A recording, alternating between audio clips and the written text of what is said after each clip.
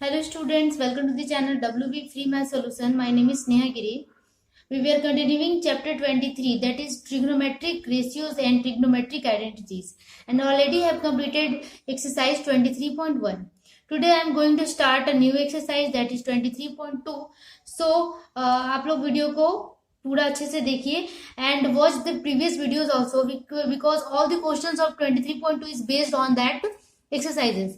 Okay, let's start with the first question of 23.2. Okay तो हिंदी वाले बच्चे के साथ कोई नाइंसाफी ना हो इसलिए मैंने मैनेज करके रखा है हिंदी में बुक। तो यहाँ पे हमारे पास है परीक्षण करके देखिए 23.2। ओके तो यहाँ पे आपका ये पेज नंबर है 302 में ये है, ठीक है। परीक्षण करके देखें। नंबर 1 क्वेश्चन है, हमारे घर की खिड़की से एक सीढ़ी के आधार के साथ 60 डिग्री का कोण बना रही है।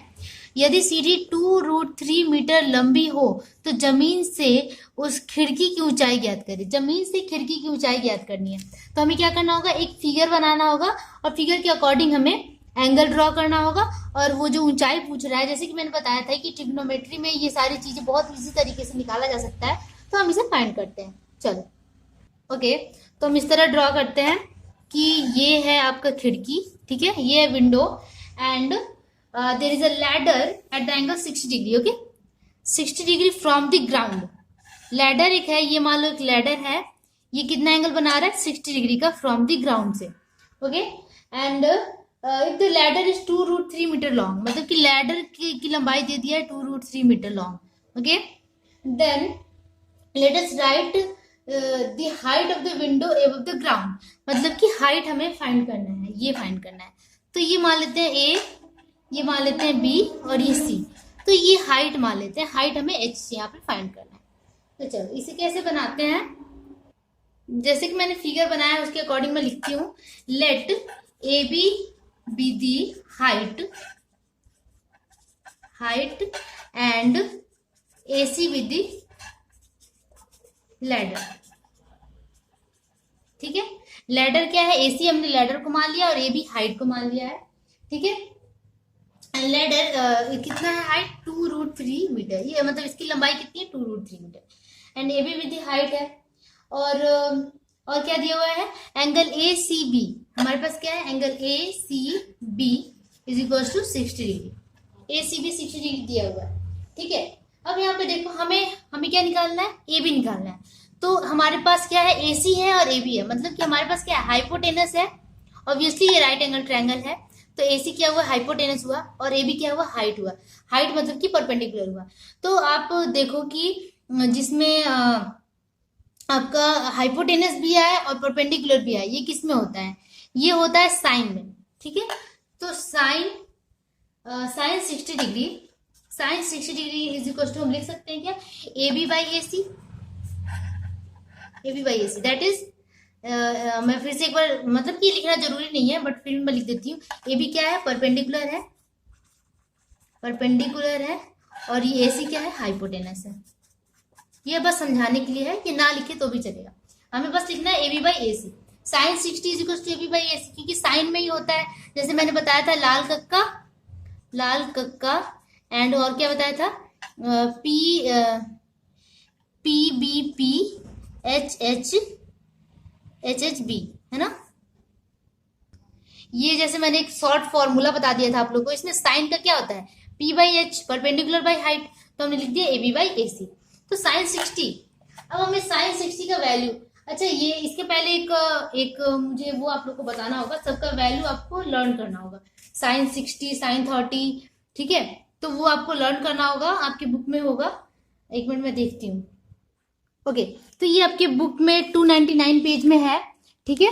299 पेज में ये पूरा सीरीज दिया हुआ है कि साइन 0 का वैल्यू 0, साइन 30 का वैल्यू या π/6 1/2, या रेडियन में π/4 और ये 45 का 1/√2 और साइन 60 का √3/2, साइन 90 का 1। उसी तरह कॉस का सारा वैल्यू दिया हुआ है, टेन का दिया हुआ है, कॉसेक सेक और कॉट का।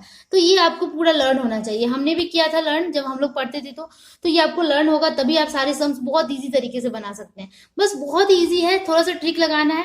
ये देखना है कि साइन में अगर 0 है तो कॉस में 1 होगा, ठीक है। साइन 0 का वैल्यू साइन में 0 होता है और कॉस में 1 होता है। उसी तरह देखना है कि साइन 30 का वैल्यू 1/2 है तो कॉस 30 का वैल्यू √3/2 है, बस ये चेंज है। और 45 का तो सेम सेम है, ठीक है। अब साइन 60 का वैल्यू √3/2 है बट कॉस 60 का वैल्यू 1/2 है। फिर साइन 90 का वैल्यू 1 है तो कॉस 90 का वैल्यू 0 है। तो इस तरह अगर आप मिलाकर याद करेंगे तो बहुत जल्दी ये लर्न हो जाएगा, ठीक है। तो चलो अब हम करते हैं क्वेश्चन। तो क्वेश्चन में क्या है, साइन 60 और साइन 60 का वैल्यू कितना होता है √3/2। तो मैं लिखेंगे √3/2 इज इक्वल टू AB/AC। अब AB हमने क्या माना है, हाइट माना है h, और AC क्या है 2√3, ठीक है। 2√3 हमने पुट कर दिया क्योंकि AC दिया हुआ है 2√3। अब हमें क्या करना है, क्रॉस मल्टीप्लाई। तो ये हो जाएगा कितना 2h is equal to √3 multiply √3 3 हो गया और 3 2 6, ठीक है। That is h is equal to 6/2। That is कितना हो गया, h is equal to 3। Height कितना है 3 मीटर, तो हमें हाइट ही निकालना था, ठीक है। तो हम लिखेंगे height AB is equal to 3 metre, answer, ठीक है। बस यही हमें निकालना था, निकल गया। ग्राउंड से उस खिड़की की हाइट कितनी थी, या फिर आप लिख सकते हो कि height of the window from the ground is equal to 3 metre. Okay, तो चलो अब इसके साथ नेक्स्ट क्वेश्चन पे मूव करते हैं। ओके, क्वेश्चन नंबर सेकंड पे मूव करते हैं। सेकंड में क्या है, ABC is a right angle triangle. जैसे कि मैंने ड्राइंग कर लिया है, ABC is a right angle triangle which is B is a right angle and angle B is a right angle and AB is equal to 8√3। AB दे दिया है 8√3 and BC is equals to 8 centimeter.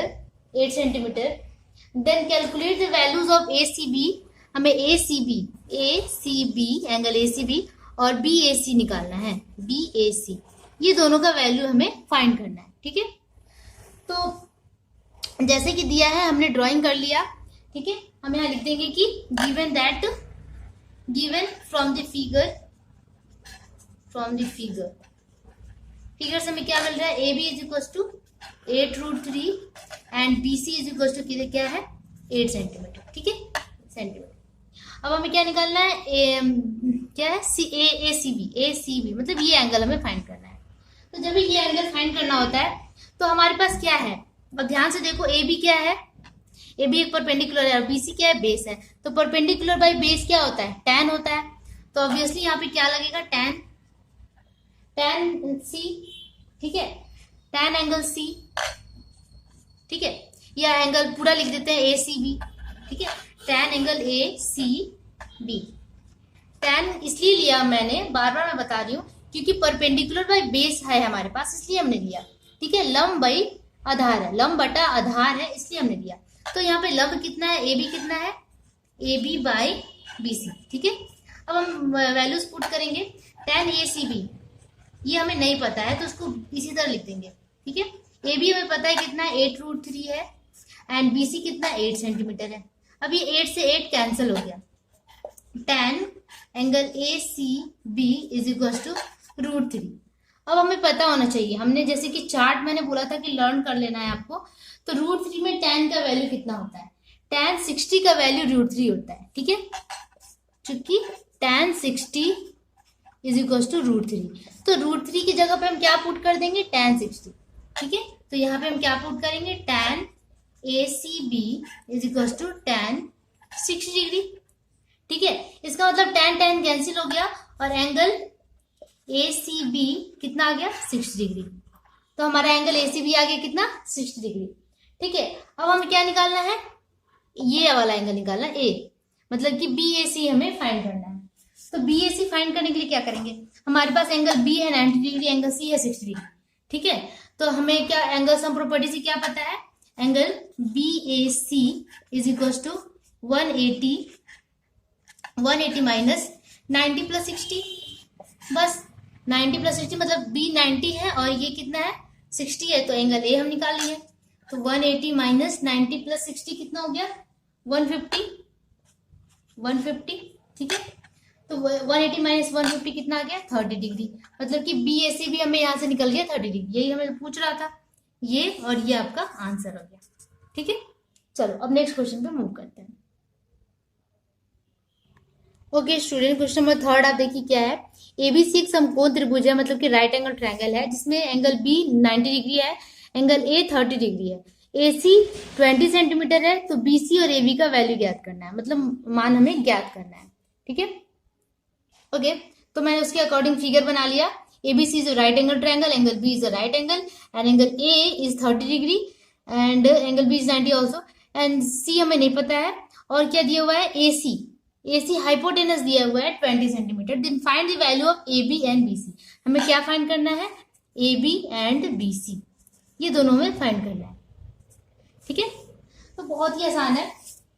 A B and B C find करना है ना, A B and B C. तो A B and B C क्या है, लंब बाई आधार है, हिंदी में लंब बटा आधार, मतलब कि परपेंडिकुलर बाई बेस। ये क्या होता है, tan का होता है। बस tan लगाएंगे और हमें वैल्यूज मिल जाएगा। पहले जो गिवन है वो हम लिखते हैं। गिवन क्या है, angle A is equal to 30 degree, and obviously angle B is equal to 90 degree, and also AC is equal to 20 centimetre. Okay, तो जो जो गिवन हमने यहाँ लिख लिया, angle A 30 degree, angle B 90, AC 20 centimetre. ठीक है, अब हमें देखो ये एंगल भी फाइंड करना होगा, इससे इजीली बन जाएगा। तो ये एंगल कैसे निकलेगा, एंगल सम प्रॉपर्टी से निकल जाएगा। Angle C is equal to क्या हो जाएगा, 180 माइनस दो एंगल है, उन दोनों को प्लस करके 180 से माइनस 30 प्लस 90। ठीक है, तो 30 प्लस 90 कितना हो गया, 120।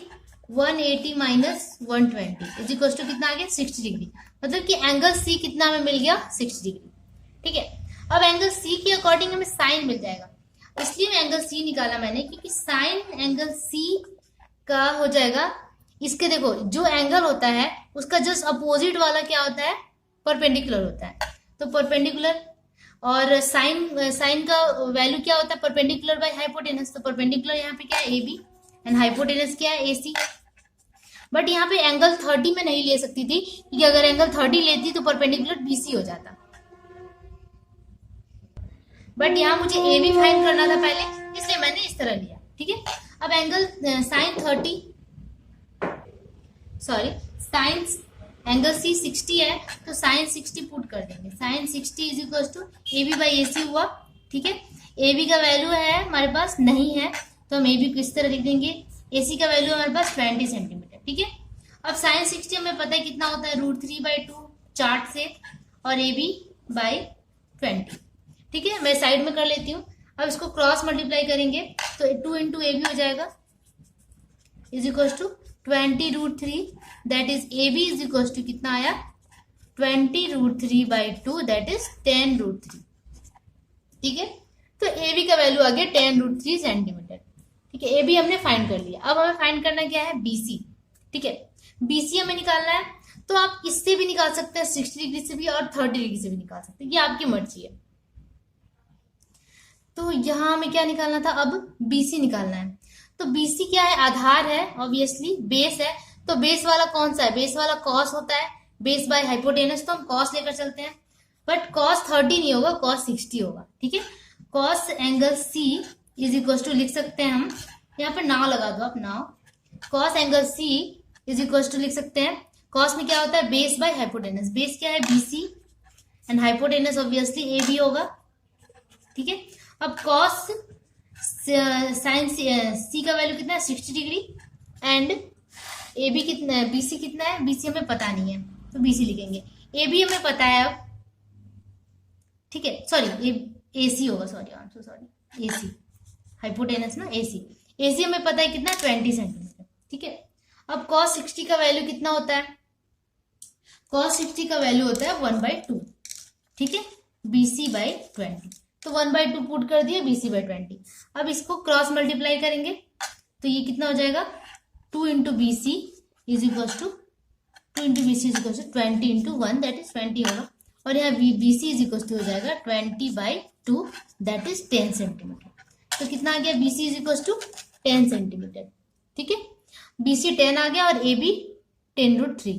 यही हमें फाइंड करना था, नंबर 1 एंड नंबर 2। ठीक है, 1 एंड 2 इज आंसर। ठीक है, इसी तरह बनेगा। इसलिए मैंने यहाँ पे 60 निकाला, क्योंकि हमें इस तरह एंगल लेना आसान हो जाता है, इसीलिए ये एंगल निकालना जरूरी था। ठीक है, चलो अब नेक्स्ट क्वेश्चन नंबर 4 पे मूव करते हैं। ओके स्टूडेंट, अब करते हैं क्वेश्चन नंबर 4।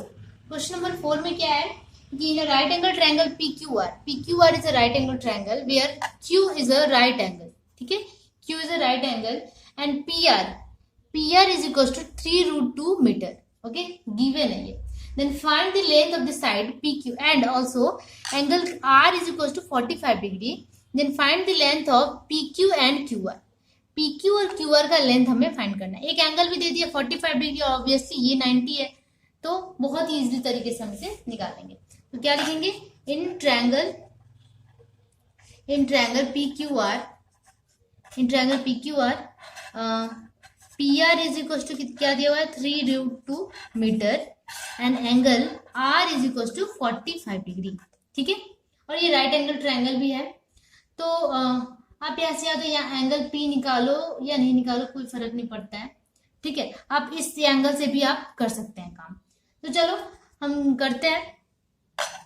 अब यहाँ पे साइन लेते हैं, साइन एंगल R लेंगे तो क्या मिलेगा हमें कि साइन में क्या होता है, लंब बाई कर्ण, ठीक है। अगर ये 90 है तो ऑब्वियसली ये हाइपोटेनस होगा, तो लंब क्या है PQ है और कर्ण क्या है PR है, मतलब कि परपेंडिकुलर है PQ परपेंडिकुलर एंड हाइपोटेनस क्या है PR, ठीक है। साइन एंगल R, तो साइन एंगल R कितना दिया है, साइन 45 डिग्री दिया हुआ है एंड PQ हमें नहीं पता, ठीक है, सॉरी PQ तो हमें नहीं पता है तो हम इस तरह लिख देंगे, और PR हमें पता है 3√2। तो जैसे प्रीवियस क्वेश्चन था सेम वैसे ही है, ठीक है। तो साइन 45 डिग्री का वैल्यू सबको पता है कितना होता है 1/√2, है ना, और PQ/3√2, बस क्रॉस मल्टीप्लाई करते हैं तो ये हो जाएगा √2 PQ 3√2, ठीक है। यहां से हो जाएगा ये PQ इज इक्वल टू 3√2/√2, ये √2 कैंसिल हो गया, that is PQ is equal to 3 metre. PQ कितना आ गया 3 मीटर आ गया। हमें ये PQ फाइंड करना था, हमने कर लिया। अब हमें क्या फाइंड करना है, QR फाइंड करना है। तो यहाँ से साइन लिया था और QR क्या है बेस है, तो बेस वाला टर्म कौन सा है, कॉस वाला है, तो हम कॉस ले लेते हैं। Cos angle R is equal to, cos में क्या होता है बेस बाई हाइपोटेनस, बेस क्या है QR है और हाइपोटेनस PR, ठीक है। Cos angle R that is cos 45 degree, है ना, एंगल R का वैल्यू 45 है एंड QR हमें नहीं पता है, QR लिख देंगे एंड PR हमें पता है, PR कितना है 3√2, ठीक है। तो cos 45 का भी वैल्यू 1/√2 ही होता है, QR/3√2, ठीक है। √2 कैंसिल, मतलब जिस बिल्कुल इसी की तरह है, मैं थोड़ा शॉर्ट में कर देती हूँ इसे, that is QR is equal to cross multiply करने पे क्या आ जाएगा 3 मीटर। दोनों का आंसर कितना हो गया 3 मीटर आया। PQ एंड QR दोनों ही इक्वल है। ऑब्वियसली अगर आपका एंगल इक्वल होता है ना, अगर ये 45 है तो वैसे ये भी 45 होगा, इसलिए ये इक्वल है। चलो कोई नहीं, that is PQ and QR is equal to कितना आ गया 3 मीटर। यही आपका आंसर हो गया क्वेश्चन नंबर 4 का, ठीक है। तो आज हम इस क्वेश्चन नंबर 4 तक ही कंप्लीट करते हैं, फिनिश करते हैं, क्योंकि जो नेक्स्ट है वो थोड़ा सा डिफरेंट है, वो मैं आपको नेक्स्ट वीडियो में मान ज्ञात करें, फाइंड दी वैल्यूज है वो हम करेंगे। उसके बाद 6, 7, 8, 9, 10, 11 तक है। तो आज हम यहीं पे फिनिश करते हैं। होप आप लोग को समझ में आया होगा। अगर आपको समझ में आया हो तो प्लीज लाइक कर दीजिएगा, और हो सके तो अपने दोस्त, फ्रेंड्स, क्लासमेट्स, टीचर के साथ भी शेयर कीजिएगा। ओके, तब तक के लिए keep teaching, keep watching, bye bye.